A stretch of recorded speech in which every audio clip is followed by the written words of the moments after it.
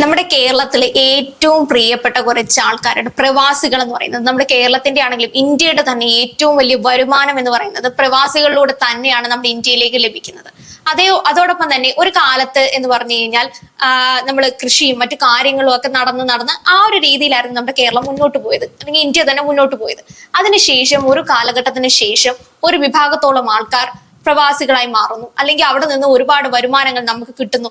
പിന്നീട് അടുത്ത കാലത്ത് ഇപ്പൊ ഒരു ഇഷ്യൂ വന്നിട്ടുണ്ട്. 48 വർഷം ഒരാൾ പ്രവാസിയായി ജോലി ചെയ്യുകയാണ്. 48 വർഷത്തിന് ശേഷം അദ്ദേഹത്തിന്റെ കയ്യിൽ ഒന്നുമില്ല. അസുഖബാധിതനായി മരണത്തോട് മല്ലടിച്ച് കിടക്കുമ്പോൾ അദ്ദേഹത്തിന്റെ വീട്ടുകാർക്ക് ഉൾപ്പെടെ അദ്ദേഹത്തിനെ വേണ്ട എന്നാണ് പറഞ്ഞിരിക്കുന്നത്. നമ്മുടെ പ്രവാസികളുടെ ആ ഒരു ജീവിതം, കാരണം അവർ അത്ര സുഖകരമായ ജീവിതമാണോ പ്രവാസ ജീവിതത്തിൽ അവർ അനുഭവിക്കുന്നത്?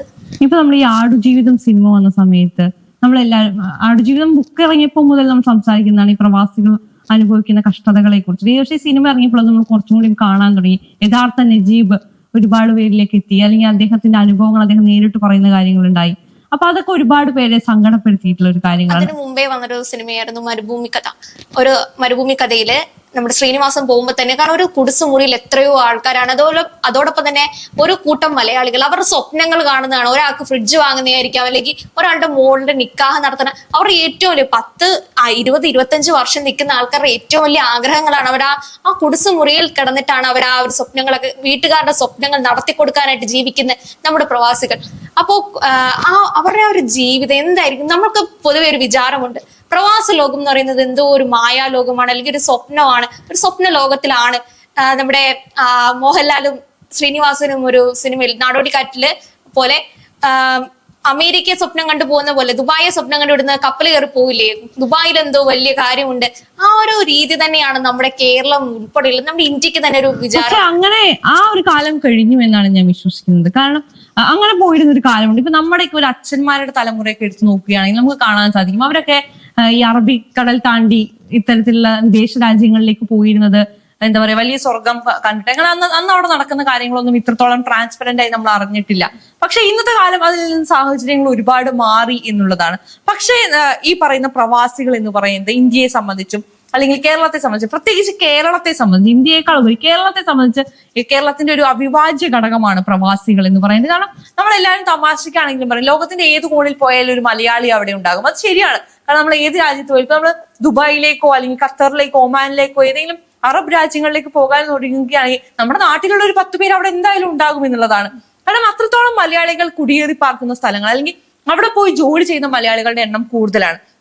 അതേസമയം ഇവര് നമ്മളിലേക്ക് തരുന്ന റവന്യൂ എന്ന് പറയുന്നതും അതിഭീകരമാണ്. കാരണം പ്രവാസികളുടെ കയ്യിൽ നിന്ന് വരുന്ന വരുമാനം എന്ന് പറയുന്നത് കേരളത്തെ സംബന്ധിച്ച് അല്ലെങ്കിൽ ഇന്ത്യയെ സംബന്ധിച്ച് വലിയൊരു സ്രോതസ് തന്നെയാണ്.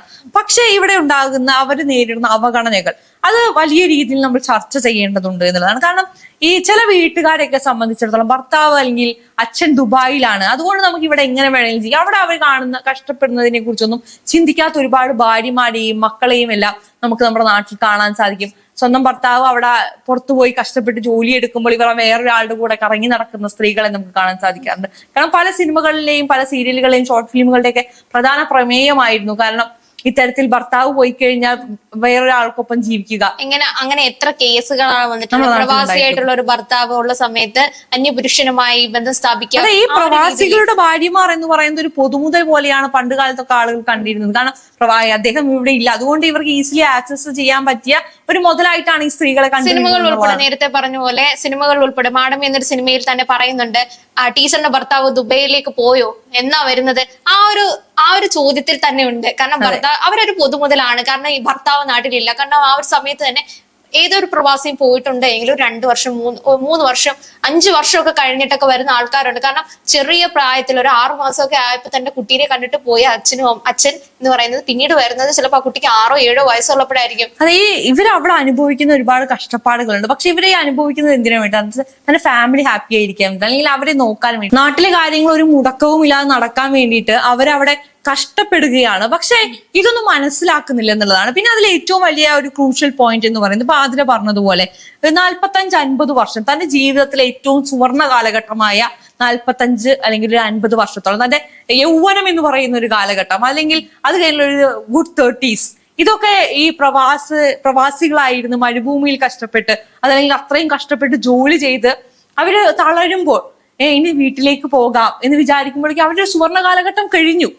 ഇനി കുറച്ചു കാലമെങ്കിലും റെസ്റ്റ് എടുക്കണമെന്ന് വിചാരിച്ച് വീട്ടിലേക്ക് വരുമ്പോൾ അവിടെ അവർ നേരിടുന്ന ഒരുപാട് പ്രശ്നങ്ങളുണ്ട്. മക്കളുടെ സൈഡിൽ നിന്നാണെങ്കിലും അല്ലെങ്കിൽ ഭാര്യമാരുടെ സൈഡിൽ നിന്നാണെങ്കിലും ഇത്തരത്തിൽ വീട്ടിൽ കയറ്റാതിരിക്കുക, അല്ലെങ്കിൽ ഇങ്ങനെയുള്ളവരെ വേണ്ട, എന്തിനാ അച്ഛൻ ഇപ്പൊ വെയ്യാണ്ടായിട്ട് ഇപ്പൊ എന്തിനാ ഇങ്ങോട്ട് ഒരു അന്യനെ പോലെ അവരോട് പെരുമാറുന്ന സാഹചര്യം, അത് ഏറ്റവും കൂടുതൽ ദുഃഖിപ്പിക്കുന്ന ഒരു കാര്യമാണ്. നമ്മൾ അങ്ങനത്തെ വാർത്തകൾ കേൾക്കുമ്പോൾ നമ്മൾ കോവിഡ് കാലത്ത് തന്നെ അങ്ങനെ കേട്ടിട്ടുണ്ട്. കോവിഡ് കാലത്ത് തന്നെ കോവിഡ് സമയത്ത് ഒരു അധികം പ്രവാസികളെ, ഒരു വിഭാഗത്തോളം പ്രവാസികളെ നമ്മുടെ കേരളത്തിലേക്ക് വരികയുണ്ടായി. അന്ന് പല നമ്മൾ അവർക്ക് വേണ്ടി പ്രത്യേകം 20 ദിവസം ക്വാറന്റൈൻ ഒക്കെ നടത്തിയിട്ടാണ് തിരിച്ച് വീടുകളിലേക്ക് വിടുന്നത്.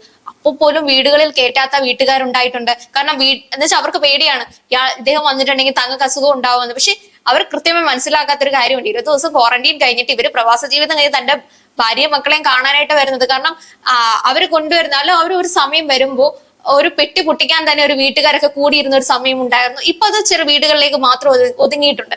പക്ഷെ അതേപോലെ തന്നെ നമ്മുടെ വെള്ളാനകളുടെ നാട് എന്ന സിനിമയ്ക്കകത്തി നമ്മുടെ മോഹൻലാൽ തിരിച്ച് ഗൾഫ് ജീവിതം ഉപേക്ഷിച്ചിട്ട് നാട്ടിലേക്ക് വരുന്ന ഒരു അവസ്ഥ ഒന്ന് കാണണമായിരുന്നു. കാരണം ആ ഗൾഫിൽ നിൽക്കും, അല്ലെങ്കിൽ പ്രവാസ ജീവിതമാണെങ്കിൽ അദ്ദേഹത്തെ രാജാവിനെ പോലെ കാണും. വരുമ്പോ 2 മാസം കഴിഞ്ഞ് പോവുമല്ലോ, അപ്പൊ രാജാവിനെ പോലെ ട്രീറ്റ് ചെയ്യും. പക്ഷെ അദ്ദേഹം ആ ജീവിതം അവസാനിപ്പിച്ച് താൻ നാട്ടിൽ നിൽക്കുകയാണ് എന്ന് പറയുമ്പോൾ ആ വീട്ടുകാർ ഉൾപ്പെടെ ഉള്ളവരെ അദ്ദേഹത്തെ ഒറ്റപ്പെടുത്തുന്ന ഒരു അവരെ സംബന്ധിച്ച് അവരുടെ റവന്യൂ സോഴ്സ് ഇല്ലാണ്ടാവുകയാണ്. പക്ഷെ ഇത്രയും കാലം പണം കായ്ച്ചിരുന്ന ഒരു മരം പെട്ടെന്ന് ഇനി പണം കായ്ക്കില്ല എന്ന് പറയുമ്പോഴുള്ള അവസ്ഥയാണ്. പ്രവാസികൾ തിരിച്ചു പോകില്ല എന്ന് പറയുമ്പോൾ പല കുടുംബങ്ങളും കാണിക്കുന്ന ഒരു അവഗണനയിൽ നിന്ന് നമുക്ക് മനസ്സിലാക്കാൻ സാധിക്കുന്നത്. പക്ഷെ അത് അവരോട് ചെയ്യുന്ന ഏറ്റവും വലിയ തെറ്റാണ്. ഇപ്പൊ എന്റെ അച്ഛൻ എന്ന് പറയുന്നത് പ്രവാസിയായ ഒരു മനുഷ്യൻ. ഞാൻ ജനിച്ച കാലഘട്ടം മുതൽ, എനിക്ക് അച്ഛന്റെ ഒരു 24-ാമത്തെ 25-ാമത്തെ വയസ്സ് മുതൽ അച്ഛൻ പ്രവാസി ജീവിതം ജീവിച്ച ഒരാളാണ്. ഞാൻ ജനിച്ച സമയം മുതൽ എന്റെ ഒരു 20 വയസ്സ് വരെ അച്ഛൻ നാട്ടിലില്ല. അച്ഛൻ ഒരു വർഷത്തിൽ ഒരു 2 മാസം വന്നു പോകുന്ന അതിഥിയെ പോലെയാണ് എനിക്ക് അച്ഛൻ ഉണ്ടായിരുന്നത്. പക്ഷെ ആ ഒരു കഴിഞ്ഞപ്പോൾ, അല്ലെങ്കിൽ ഞാനൊരു ജോലിയിലേക്ക് കടന്നപ്പോൾ, അല്ലെങ്കിൽ എന്റെ അനിയനൊരു ജോലിയിലേക്ക് കടന്നപ്പോൾ എനിക്ക് ആദ്യം തോന്നിയത് അച്ഛൻ ഇനി നാട്ടിലിരിക്കട്ടെ, എന്തിനാണ് അച്ഛൻ അവിടെ പോയി നിൽക്കുന്നത്? മേ ബി അച്ഛൻ അതിനോട് താല്പര്യമില്ലെങ്കിൽ നമ്മളുടെ മക്കൾ എന്ന രീതിക്ക്, അല്ലെങ്കിൽ എന്റെ അമ്മ എന്ന രീതിക്ക്, അച്ഛന്റെ വൈഫ് എന്ന രീതിക്ക് എന്റെ അമ്മ ചെയ്യേണ്ട കാര്യങ്ങളാണ് അച്ഛനെ നാട്ടിലേക്ക് കൊണ്ടുവരിക. കാരണം കുറച്ചു കാലമെങ്കിലും കുടുംബത്തോടൊപ്പം ജീവിക്കുക എന്ന് പറയുന്നത്. പല കുടുംബങ്ങളിലേക്ക് നമ്മൾ നോക്കുകയാണെങ്കിൽ കല്യാണം കഴിഞ്ഞ് വീട്ടിൽ ഭാര്യേനെ ആക്കി ഒരു 2 മാസം കഴിഞ്ഞു കഴിഞ്ഞാൽ ഈ ഗൾഫ് രാജ്യങ്ങളിലേക്ക് അവർ പോകും. പിന്നെ വർഷത്തിൽ 1-2 മാസമാണ് ഈ ഭാര്യയ്ക്കൊപ്പം അവർ സമയം ചെലവഴിക്കുന്നത്. പിന്നെ മക്കളായി, അത് കഴിഞ്ഞ് ഈ മക്കളൊന്ന് സെറ്റിൽ ഡൗൺ ആയി, മക്കൾക്ക് ഒരു 10-20-25 വയസ്സാവുമ്പോഴാണ് ഈ വീട്ടുകാർ നമ്മുടെ ഈ ഒരു സമയത്തൊക്കെയാണ്, അല്ലെങ്കിൽ കുറച്ച് വർഷങ്ങൾ, ഒരു 10 കഴിഞ്ഞതിന് ശേഷമാണ് കൂടുതലായിട്ടും മൊബൈൽ ഫോണുകൾ ഉൾപ്പെടെ. കാരണം അവർക്ക് എപ്പോ വേണമെങ്കിലും വിളിക്കാം, ആ ഒരു സംവിധാനത്തിലേക്ക് വന്നു. അതിനു മുമ്പ് കത്തുകളുടെ കാലമായിരുന്നു. എനിക്ക് ഓർമ്മയുണ്ട് എന്റെ അച്ഛനും എന്റെ അമ്മ എഴുതിയിരുന്ന കത്തുകൾ 2-3 മാസം എടുക്കും ചിലപ്പോ ഒരു കത്ത് കിട്ടാൻ. പിന്നെ കാരണം ഇവിടുത്തെ ഓരോ വിശേഷങ്ങളും അവർ അറിയാൻ വേണ്ടി എത്രയോ കാലം എടുക്കും. ആ ഒരു രീതിയിൽ, കാരണം അപ്പോഴും അവരോട് പിടിച്ചു നിൽക്കുന്ന ഒരു കാര്യമുണ്ട്, തന്റെ കുടുംബത്തെ പട്ടിണിയില്ലാതെ കടത്തണം, അല്ലെങ്കിൽ തന്റെ മക്കളാണെങ്കിലും ഭാര്യ ആണെങ്കിലും നല്ലൊരു സുഖജീവിതം അനുഭവിക്കണം എന്ന രീതിയിലാണ് അവരവിടെ പിടിച്ചു നിൽക്കുന്നത്. അതെ, തീർച്ചയായും ഈ പ്രവാസികൾ നമുക്ക് വേണ്ടി ചെയ്യുന്നത്. ഇപ്പൊ ഈ കോവിഡ് കാലത്ത് നമ്മൾ ഇവരെ മാറ്റി നിർത്തി എന്ന് പറയുന്നു. ഈ പ്രളയകാലത്ത് കേരളത്തിൽ ഇത്രയും നാശനഷ്ടങ്ങൾ ഉണ്ടായപ്പോൾ ഒരുപാട് ധനസഹായം ചെയ്തത് ആരാണ്? ഈ പ്രവാസി സംഘടനകളാണ്. അതൊന്നും നമ്മൾ മറക്കരുത് എന്നുള്ളതാണ്. പ്രവാസികളെ കുറിച്ച് ഷാഫി പറമ്പിൽ പറഞ്ഞ ഒരു നിയമസഭയിൽ ഒരു പ്രസംഗമുണ്ട്. അതിൽ അദ്ദേഹം കൃത്യമായി, നിയമസഭയിലെ ലോക്സഭയിൽ എത്തിയതിനു ശേഷം അദ്ദേഹം നടത്തിയ ഒരു പ്രസംഗമുണ്ട് ഫ്ലൈറ്റ് ടിക്കറ്റുകളുടെ റേറ്റിനെ കുറിച്ചിട്ടൊക്കെ. അതൊക്കെ വന്ന സമയത്ത് നമ്മൾ പ്രവാസികളെ ചേർത്ത് പിടിക്കുന്നു എന്നുള്ളൊരു ഫീൽ അവർക്ക് ഉണ്ടായപ്പോൾ അവരിൽ ഉണ്ടായ ഒരു സന്തോഷമുണ്ട്. ആ സന്തോഷം എന്നും ഇമ്പോർട്ടന്റ് ആണ്. അവർക്കൊപ്പം നിൽക്കാൻ ശ്രമിക്കുക, ഇത്തരം സാഹചര്യങ്ങൾ ഒഴിവാക്കുക എന്നുള്ളതാണ്.